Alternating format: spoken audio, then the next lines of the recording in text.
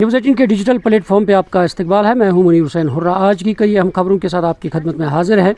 पहली खबर यह है कि सयाहती एतबार से बात करते हैं। सयाहती मकाम गुलमर्ग के साथ साथ जो द्रंग है और वहाँ वाटरफॉल जो है वो मुकम्मल तौर पे जम गया है और उस सिलसिले में जो सयाहों का रश जो है वो बढ़ने लगा है द्रंग की ओर, क्योंकि सुबह सवेरे से हम देख रहे हैं कि बड़ी तादाद में टूरिस्ट जो है वो इस जो वाटरफॉल है द्रंग में उसको देखने के लिए वहाँ पे इन्हें जा रहे हैं। और क्योंकि अगर हम रोज़गार के हवाले से बात करते हैं, द्रंग में काफ़ी लोग जो है जिनका रोज़गार वहाँ पे चल रहा है, चाहे ATV बाइक्स वाले हैं या दीगर जो सयाहत से जुड़े लोग हैं, चाहे गाइड्स हैं, और सभी का रोज़गार चल रहा है। क्योंकि इससे पहले कई माह तक द्रंग जो है वो बंद रहा है और फिर उसके बाद सरकार ने फैसला लेकर इस द्रंग को खोल दिया है और अब बड़ी तादाद में टूरिस्ट जो है वो अब जा रहे हैं द्रंग की तरफ और वहाँ खूब आनंद ले रहे हैं, क्योंकि वो अलग नज़ारा वहाँ पे पेश हो रहा है उस द्रंग पे जहाँ पे वाटरफॉल जमा हुआ है। और क्योंकि सयाहती एतबार से ये खुशी की खबर है, इस तरीके से ये द्रंग जो है वो काफ़ी अहमियत का हामिल है और अब ये तवज्जो का मरकज़ बना हुआ है और बड़ी तादाद में टूरिस्ट जो है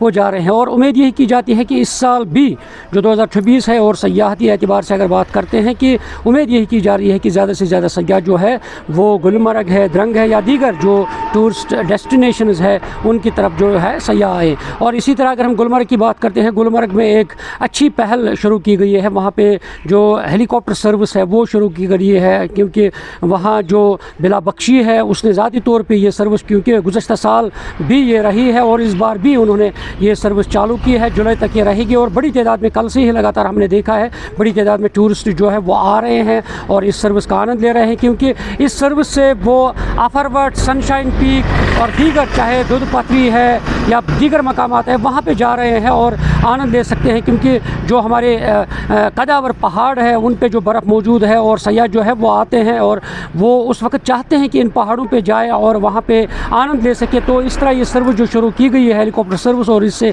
सयाह जो है वो खूब इन पहाड़ों पे जाकर आनंद ले सकते हैं। और तीसरी एक खबर यह है कि चले कलान की रुखसती पर जो बर्फ़बारी का इम्कान जाहिर कर दिया गया है। महकमे मौसमियात ने कहा कि 20 से 25 जनवरी तक जो मजबूत मगरबी हवाएँ हैं वो दाखिल होने की पेशगोई की गई है और इस तरह से कहा गया है कि बर्फ़बारी हो सकती है। और अगर सयाहती एतबार से ही इस पे बात करते हैं, क्योंकि ये एक अच्छी खबर है, क्योंकि अगर 20 से 25 जनवरी पर एक बर्फ़बारी हो सकती है, क्योंकि जो विंटर स्पोर्ट्स के हवाले से बात करते हैं तो उससे साफ जाहिर होगा कि जब बर्फ़ जमेगी गुलमर्ग में तो खेलो इंडिया है या दीगर विंटर एक्टिविटीज़ है उनकी शुरुआत हो सकती है। और क्योंकि मगरब जो फॉरेन जो स्कीयर्स है उनका भी जब बर्फ़बारी होती है तो उनका आना भी शुरू होता है। तो इसलिए ये खुशी की खबर है। अगर 20 से 25 जनवरी के आसपास जो पेशन गोई की है महकमे मौसमियात ने, अगर ये सच साबित हुई है तो ये एक खुशी की खबर है कि अगर इन मकामात पर बर्फ़बारी हो सकते हैं। कि इससे एक फ़ायदा ये भी है कि जो हमारे आबी ज़खायर है वो भी भर जाएंगे, क्योंकि